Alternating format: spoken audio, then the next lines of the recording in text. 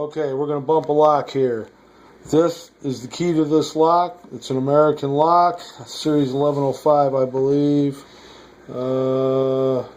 Yeah. And this is a homemade bump key. Note the difference. Okay. First we'll demonstrate by unlocking this lock. See? Works good. Now we will bump it with the bump key.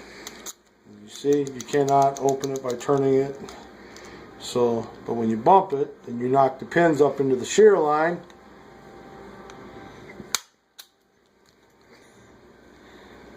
you unlock the lock. Doesn't work the first time every time. Some it's very difficult. This one's not too difficult. Depends on the pin configuration. Stop.